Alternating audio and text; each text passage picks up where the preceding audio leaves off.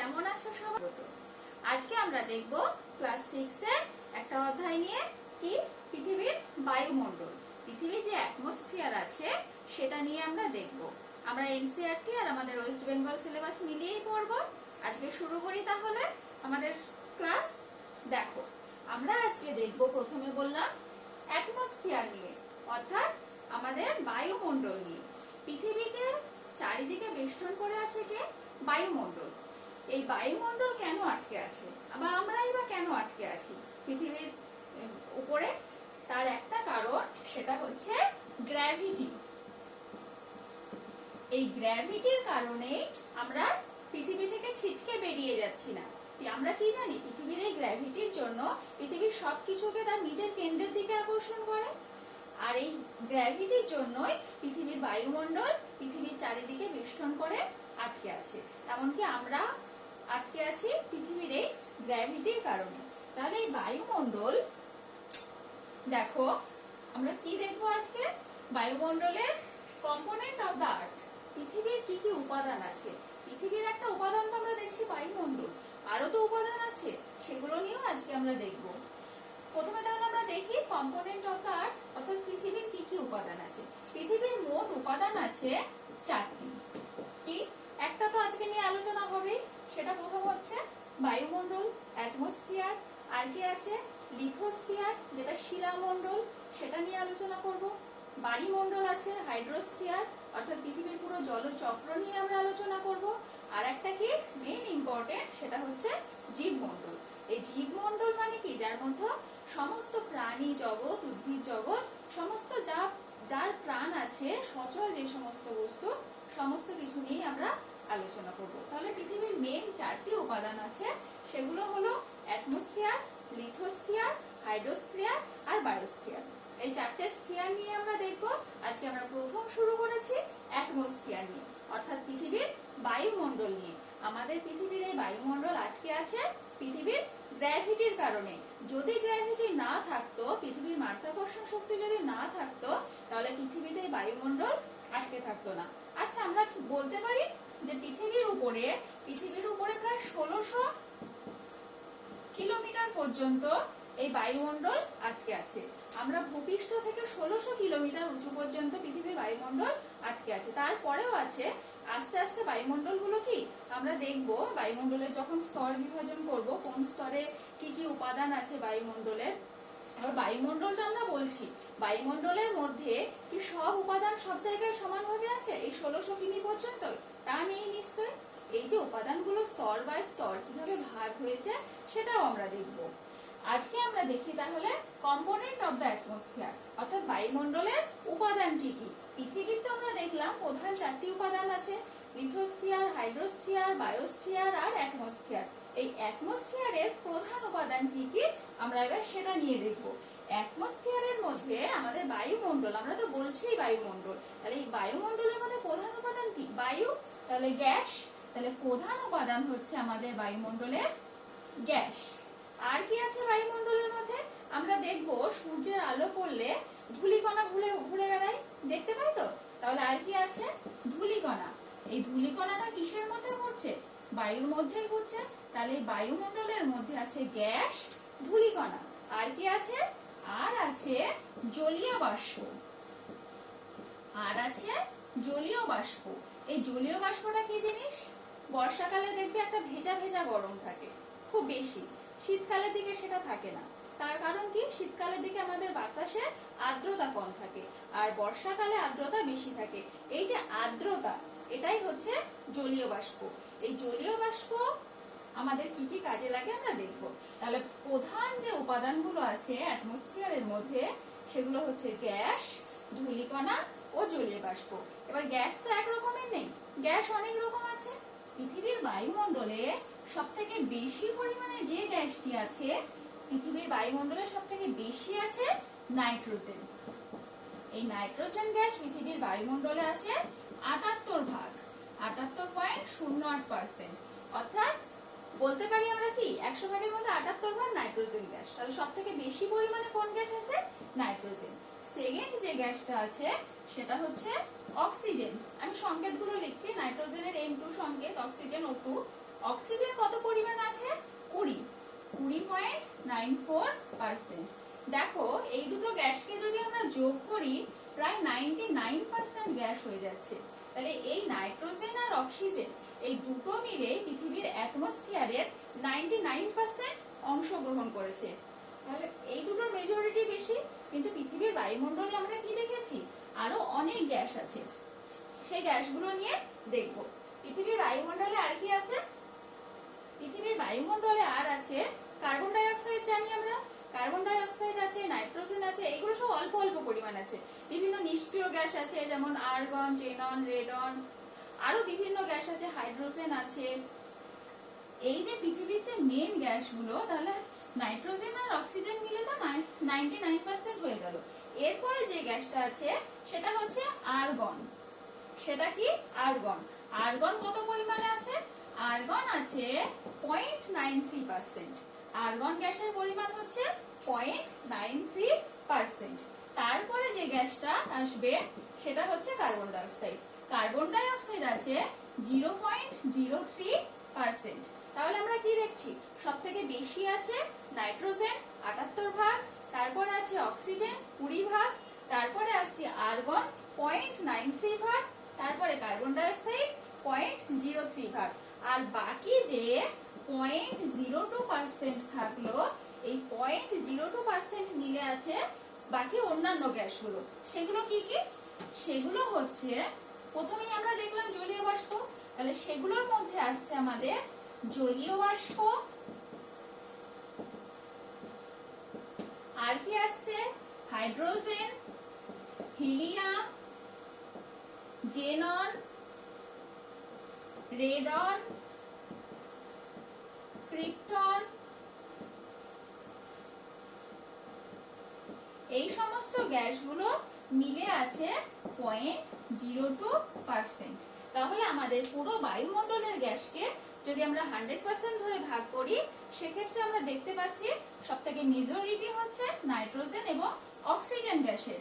এই নাইট্রোজেন আর অক্সিজেন মিলে আমাদের বায়ুমণ্ডলের 99% পূর্ণ করে রেখেছে। আর বাকি অন্যান্য গ্যাসগুলো মিলে 1% আছে। দেখো বায়ুমণ্ডলে তো আমরা দেখলাম যে অ্যাটমসফিয়ারে যে যে কম্পোনেন্টস গুলো আছে, তাহলে এই যে বিভিন্ন গ্যাসগুলো আছে বায়ুমণ্ডলে, এদের একটা নির্দিষ্ট ভূমিকা আছে, তাই তো? প্রত্যেকের একটা নির্দিষ্ট কাজ আছে, যে জন্য আমাদের জীবজগতে প্রাণের সৃষ্টি হয়েছে। আমরা জানি তো যে আমাদের প্রাণের সৃষ্টি হওয়ার জন্য পৃথিবীর যে তিনটে যে আমরা মণ্ডল করব, বায়ুমণ্ডল, শিলামণ্ডল, জলমণ্ডল, এই তিনটে মণ্ডলেরই বিরাট ভূমিকা আছে। পৃথিবীতে যদি এই বায়ুমণ্ডল না থাকতো, তাহলে কি প্রাণের সৃষ্টি হতো? হতো না। তাহলে দেখো আমরা তাহলে প্রথমে দেখে নিই role of different gases in the atmosphere. অর্থাৎ পৃথিবীতে যে বিভিন্ন যে গ্যাসগুলো আছে, গ্যাসগুলোর কি কি ভূমিকা। প্রথমেই আমরা দেখি তাহলে অক্সিজেন নিয়ে। অক্সিজেনের পরিমাণ আমরা কত বললাম? 20.94%। বায়ুমণ্ডলে 20.94% হচ্ছে অক্সিজেন। এই অক্সিজেন আমরা সবাই জানি আমাদের শ্বাসকার্য নিতে প্রধানত কে দায়ী? আমরা অক্সিজেন ছাড়া কি শ্বাসকার্য নিতে পারবো? শ্বাস চালাতে পারবো না? পারবো না। তাহলে আমাদের জীবজগতের তৈরি হওয়ার পিছনে অক্সিজেনের ভূমিকা আছে। উদ্ভিদ অক্সিজেন গ্রহণ করে। আমরা জানি কি উদ্ভিদ অক্সিজেন গ্রহণ করে কখন? রাত্রে বেলায়, যখন তার সালোক সংশ্লেষ হচ্ছে না, তখন উদ্ভিদ অক্সিজেন গ্রহণ করছে। তাহলে জীবকুলের শ্বসনের জন্য অক্সিজেন প্রয়োজন। আর কিসের জন্য অক্সিজেন প্রয়োজন? কোন জীবাশ্ম জ্বালানি জ্বালাতে, জীবাশ্ম জ্বালানির দহনে, যে কোনো কিছুই আমরা যদি জ্বালাতে যাই সেক্ষেত্রে আমাদের অক্সিজেনের প্রয়োজন। অক্সিজেন ছাড়া আমরা কিছু জ্বালাতে পারবো না। তুমি যদি একটা যদি পরীক্ষা করার জন্য জার নাও, সেখানে যদি অক্সিজেনটাকে পুরো বার করে দিয়ে তুমি যদি সেখানে একটা মোমবাতি জ্বালানোর চেষ্টা করো, সেটা কখনোই জ্বলবে না। অক্সিজেন ছাড়া কোনো জীবাশ্ম জ্বালানি জ্বলতে পারে না। তাই আমাদের জীবাশ্ম জ্বালানি জ্বালানোর জন্য অক্সিজেন প্রয়োজন, আর জীবজগতের শ্বাসকার্যের জন্য অক্সিজেন প্রয়োজন। তারপরে আমরা দেখি নাইট্রোজেন নিয়ে। নাইট্রোজেনের কি ভূমিকা আমাদের পৃথিবীর বায়ুমণ্ডলে? নাইট্রোজেন প্রোটিনযুক্ত খাদ্য তৈরিতে কাজে লাগে। প্রোটিনযুক্ত খাদ্য তৈরিতে। আমরা যে আমাদের শরীরে প্রোটিন খুব ইম্পর্টেন্ট। প্রোটিন আমাদের কি কি দেয়? প্রোটিন আমাদের বডি বিল্ডিং ফুড, তাই তো? আমাদের শরীরের কোনো অংশের ক্ষতপূরণে সে সাহায্য করছে। এই যে প্রোটিন, এই প্রোটিন যুক্ত খাদ্য তৈরিতে নাইট্রোজেনের ভূমিকা থাকে। এই নাইট্রোজেন তবে উদ্ভিদ বায়ুমণ্ডল থেকে কিন্তু সরাসরি নিতে পারে না। কেন নিতে পারে না এটা নিয়ে আমরা দেখবো। নাইট্রোজেনে যখন আমরা চক্র করব, নাইট্রোজেনের গ্যাস সব থেকে বেশি। নাইট্রোজেন কত? 78.08% হচ্ছে পৃথিবীর বায়ুমণ্ডলে নাইট্রোজেন গ্যাস। কিন্তু তবুও উদ্ভিদ সরাসরি নাইট্রোজেনকে নিতে পারে না। তার জন্য তাকে বিভিন্ন অণুজীবদের সাহায্য নিতে হয়, যেমন রাইজোবিয়াম। এই সাহায্য নিয়ে সে নাইট্রোজেনকে নাইট্রিফিকেশন পদ্ধতিতে মাটির মধ্যে নিয়ে এসে নাইট্রোজেন নিয়ে এই প্রোটিন যুক্ত খাদ্য আমাদের জন্য তৈরি করছে। তাহলে জীবজগতের প্রোটিন যুক্ত খাদ্য তৈরির পেছনে নাইট্রোজেনের গুরুত্বপূর্ণ ভূমিকা আছে। তাহলে আমরা অক্সিজেন নিয়ে দেখলাম, নাইট্রোজেন নিয়ে দেখলাম। এবার দেখবো যেটা, সেটা হচ্ছে carbon die oxide. Most important carbon die oxide, CO2। এই কার্বন ডাই অক্সাইড, দেখো কার্বন ডাই অক্সাইডের প্রভাবে কি কি হচ্ছে।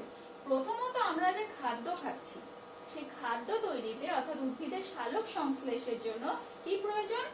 কার্বন ডাই অক্সাইড প্রয়োজন। তাহলে খাদ্য তৈরিতে সাহায্য করছে আমাদের কার্বন ডাই অক্সাইড। খাদ্য তৈরিতে সাহায্য করছে। কার্বন ডাই অক্সাইড ছাড়া খাদ্য তৈরি সম্ভব নয়, আর খাদ্য তৈরি না হলে আমাদের জীবজগতে বেঁচে থাকাও সম্ভব নয়। আর কি করছে? কার্বন ডাই অক্সাইড গ্যাস যেহেতু উষ্ণ গ্যাস, তাই তো? কি জানি, এটা একটা green house gas. Carbon die oxide একটি green house gas. Green house gas হওয়ার জন্য পৃথিবীর যে তাপমাত্রা কত? গড় তাপমাত্রা পৃথিবীর 15 ডিগ্রি সেলসিয়াস। এই যে গড় তাপমাত্রা, এই গড় তাপমাত্রাটাকে ধরে রাখতে এবং আমাদের বসবাসের উপযুক্ত করতে কার্বন ডাই অক্সাইড একটা ভূমিকা আছে। আচ্ছা, এই গ্রিন হাউস এফেক্ট কি সর্বদা সবসময় আমরা কি বুঝি? খারাপ। কিন্তু গ্রিন হাউস এফেক্ট কি খারাপ? গ্রিন হাউস এফেক্ট কিন্তু খারাপ নয়। পৃথিবী নিজেই কিন্তু একটা green house effect, green house গ্যাসের, গ্রিন হাউস গোলার মতো, অর্থাৎ সবুজ ঘর। কেন বলা হচ্ছে পৃথিবীকে গ্রিন হাউস?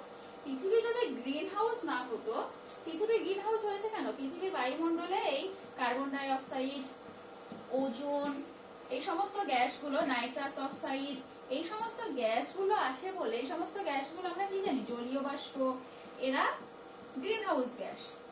এই যে গ্রিন হাউস গ্যাসগুলি সমস্তগুলি মিলে পৃথিবীর তাপমাত্রাটাকে ধরে রেখেছে। যদি এই গ্রিন হাউস গ্যাসগুলো না থাকতো, সেক্ষেত্রে পৃথিবীর তাপমাত্রা হয়ে যেত -18 ডিগ্রি সেলসিয়াস।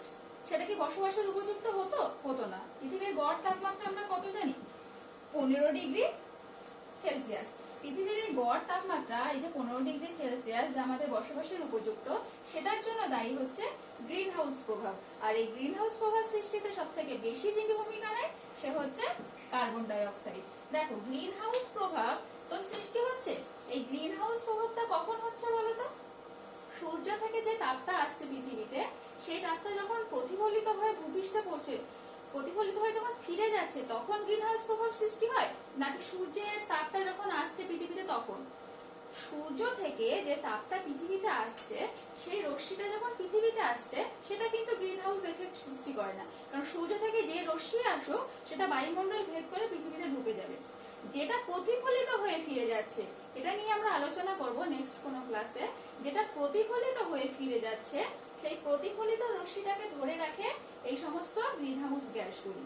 পৃথিবীর একটা নির্দিষ্ট, এই যে আমরা দেখলাম বায়ুমণ্ডলের বিভিন্ন উপাদানগুলোর যে পরিমাণগুলো দেখলাম, নাইট্রোজেন আছে 78%, অক্সিজেন 20%, কার্বন ডাই অক্সাইড 0.03%, এগুলোর একটা ভূমিকা আছে। তো এগুলো এইরকম পার্সেন্টে আছে বলেই আমাদের পৃথিবীতে জীবজগৎ সৃষ্টি হয়েছে। এগুলো যদি কম বেশি হয়ে যায়, সেক্ষেত্রে কি হবে? এগুলোর যে নির্দিষ্ট পরিমাণ, এই নির্দিষ্ট পরিমাণের অনুযায়ী পৃথিবীর তাপমাত্রা ঠিক আছে। কিন্তু আমরা যদি এই গ্রিন হাউস গ্যাসগুলোকে পৃথিবীর বায়ুমণ্ডলে আরো বেশি বাড়িয়ে দিই, তাহলে সেগুলোর ঘনত্ব বেড়ে যাবে। কার্বন ডাই অক্সাইডের ঘনত্ব বেড়ে গেলে কার্বন ডাই অক্সাইডের পার্সেন্টেজ বেড়ে যাবে।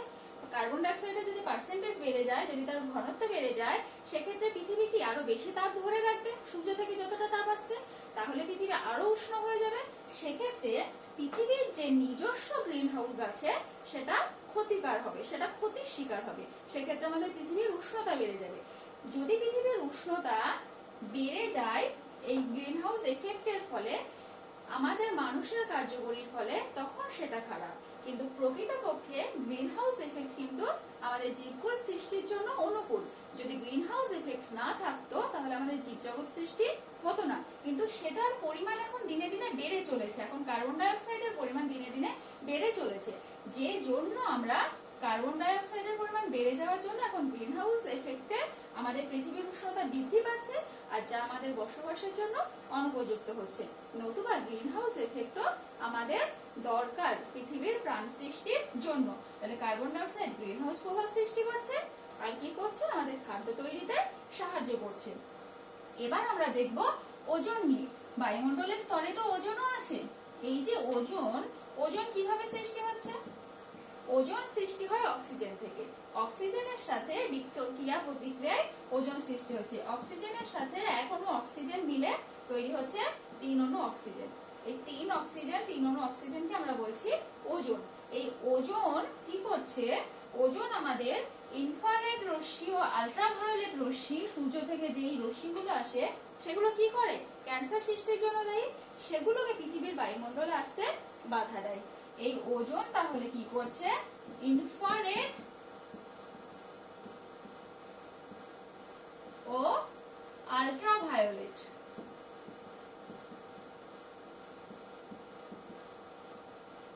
আল্ট্রাভায়োলেট রে থেকে পৃথিবীকে রক্ষা করছে কে? ওজোন। আর জলীয় বাষ্প কি করছে? জলীয় বাষ্প দেখো, জলীয় বাষ্প কিসের সাথে যুক্ত? বৃষ্টিপাতের সাথে যুক্ত। তাহলে আমাদের যে পুরো জলচক্রটা আছে, ঘনীভবন থেকে শুরু করে প্রথমে বাষ্পীভবন হবে, তারপর সেটা ঘনীভূত হবে, সেই ঘনীভূত হওয়ার পর সেখান থেকে বৃষ্টি হবে। এই যে পুরো জলচক্রটা, এটা নিয়ন্ত্রিত হচ্ছে জলীয় বাষ্প দ্বারা। অর্থাৎ জলীয় বাষ্প জলচক্রকে নিয়ন্ত্রণ করছে। জলচক্র না থাকলে তো পৃথিবীতে প্রাণ সৃষ্টি হতোই না। তাহলে জলচক্র নিয়ন্ত্রণ করছে জলীয় বাষ্প। তাহলে পৃথিবীর বায়ুমণ্ডলে যে উপাদানগুলি আমরা দেখছি, কি সেই উপাদানগুলি পৃথিবীতে প্রাণ সৃষ্টির জন্য এবং পৃথিবীকে সৌরজগতের অন্যান্য গ্রহের থেকে আলাদা করার জন্য গুরুত্বপূর্ণ ভূমিকা নিচ্ছে। এবার আমরা দেখব, যদি পৃথিবীতে বায়ুমণ্ডল না থাকতো, মনে করো পৃথিবীতে বায়ুমণ্ডল নেই, বা অন্য কোনো গ্রহে গেছো সেখানে বায়ুমণ্ডল নেই, সেক্ষেত্রে কি হবে? যদি বায়ুমণ্ডল না থাকতো তাহলে কি হতো? What would happen if there was no atmosphere? যদি তোমার এখানে কোনো অ্যাটমসফিয়ারই না থাকলো, কি হবে? আমরা কি দেখলাম? আমাদের এই অ্যাটমসফিয়ার থাকার জন্যই আমাদের এই পরিবেশটা সুরক্ষিত আছে। এই অ্যাটমসফিয়ারের কারণে তাহলে প্রথম যে ঘটনাটা ঘটবে, পৃথিবীতে প্রাণের সৃষ্টি হবে না, তাই তো? তাহলে আমরা প্রথমে বলতে পারি পৃথিবীতে প্রাণের সৃষ্টি হবে না, অ্যাটমসফিয়ার যদি না থাকে। পৃথিবীতে প্রাণের সৃষ্টি হবে না। কেন হবে না? বায়ুমণ্ডল যদি না থাকে, এই বিভিন্ন গ্যাসগুলো থাকছে না, আর যদি অক্সিজেন না থাকে আমরা নিঃশ্বাস নিতে পারবো না। আর তার থেকেও বড় কথা, পৃথিবীর জলচক্র সৃষ্টি হবে না, বৃষ্টিপাত হবে না, গাছপালা জন্মাতে পারবে না, খাদ্য তৈরি করতে পারবে না। তাহলে অ্যাটমসফিয়ার না থাকলে পৃথিবীতে প্রাণের সৃষ্টি হবে না। আর কি হচ্ছে দেখো, বায়ুমণ্ডল আমাদেরকে, পৃথিবীতে আমরা কি দেখেছি? আমরা যখন মহাকাশ নিয়ে পড়েছি, মহাশূন্য নিয়ে, সেই যে মহাজাগতিক বস্তুগুলো, উল্কাপিণ্ড আছে আমাদের, যে তারা খসা, প্রতিনিয়ত তারা কি খসে পড়ছে, একটা অপরের সাথে কখনো ধাক্কা খাচ্ছে, ধাক্কা খেয়ে খসে যাচ্ছে। সেগুলো আবার মাধ্যাকর্ষণ শক্তির প্রভাবে পৃথিবীর দিকে বা অন্যান্য গ্রহের দিকে আছড়ে পড়ছে। পৃথিবীর দিকে প্রতিদিন প্রায় 10,000 করে উল্কাপিণ্ড আসে। পৃথিবীর দিকে প্রায় 10,000 উল্কাপিণ্ড প্রতিদিন আসে। এই যে উল্কাপিণ্ড, এগুলো তো জ্বলন্ত বস্তু। এই উল্কাপিণ্ডগুলো পৃথিবীর বায়ুমণ্ডলে ঘষা লাগে আসার সময়। এই যে 1600 কিমি পর্যন্ত উঁচু, আমরা যদি সমমণ্ডলটাকে ধরি, বাইরের দিকে না ধরলেও 1600 কিমি পর্যন্ত যে বায়ুমণ্ডল বিস্তৃত বলছি, এই বায়ুমণ্ডলে ঘষা লেগে অক্সিজেন গ্যাস কি করে? জ্বলতে সাহায্য করে। আরো বিভিন্ন গ্যাসের সাথে বিভিন্ন বিক্রিয়া করে তারা জ্বলতে জ্বলতে অবশেষে ছাই হয়ে পৃথিবীতে পড়ছে। যদি বায়ুমণ্ডল না থাকতো, ওরা তো ছাই হতে পারতো না, জ্বলতে জ্বলতে পৃথিবীতে এসে পড়তো। সেক্ষেত্রে কি হতো? তাহলে প্রাণের উপযুক্ত হতো না পৃথিবী। তাহলে পৃথিবীতে বায়ুমণ্ডলের কারণে প্রাণের সৃষ্টি হচ্ছে, আর পৃথিবীকে উল্কাপিণ্ডর হাত থেকে পৃথিবীকে আমরা উল্কাপিণ্ডর হাত থেকে রক্ষা করছি। আর কি করছি, ওই আল্ট্রাভায়োলেট রে আছে, আমাদের ইনফ্রারেড রে আছে, বললাম ওজোন স্তর, ওই ওজোন স্তরের একটা লেয়ার থাকে বায়ুমণ্ডলে, সেই ওজোন স্তরের লেয়ার এই ইনফ্রারেড রে ও আল্ট্রাভায়োলেট রেকে আসতে বাধা দিচ্ছে। এই যে আসতে পারছে না, তার ফলে কি আমরা ক্যান্সারের হাত থেকে রক্ষা পাচ্ছি, পৃথিবীর বায়ুমণ্ডলের উষ্ণতাও কমছে। আর কি দেখো, পৃথিবীতে এই বায়ুমণ্ডলের কারণেই কিন্তু আমরা দেখছি কি পৃথিবীর কিছু তাপ প্রতিফলিত হয়ে ফিরে যাচ্ছে, সেটা অ্যালবেডো আমরা পড়বো পরের ক্লাসে। পৃথিবীর এই বায়ুমণ্ডলকে ভেদ করে তো পৃথিবীর সূর্যের তাপমাত্রা আসছে পৃথিবীতে।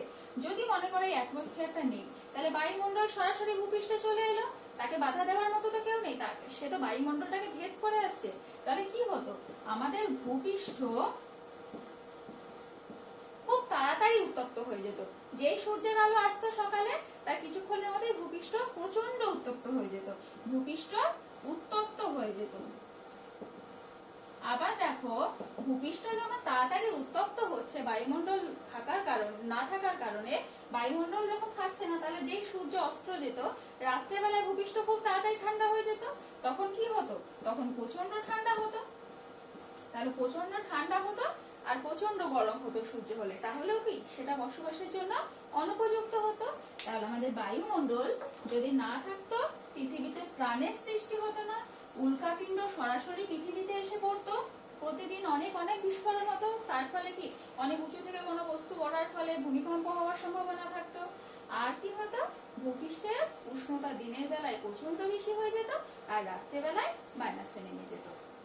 তাহলে আজকে আমরা এই চারটে আবহাওয়ার যে অ্যাটমসফিয়ার আছে, বায়ুমণ্ডলের এই উপাদানগুলো নিয়ে দেখলাম। নেক্সট ক্লাসে আমরা বায়ুমণ্ডলের যে স্তরগুলো আছে ওগুলো নিয়ে আলোচনা করব। আজকের মতো এই পর্যন্তই থাক। তোমাদের যদি ভালো লাগে তোমরা লাইক করো, আর চ্যানেলটা সাবস্ক্রাইব না করা থাকলে অবশ্যই সাবস্ক্রাইব করো নতুনরা।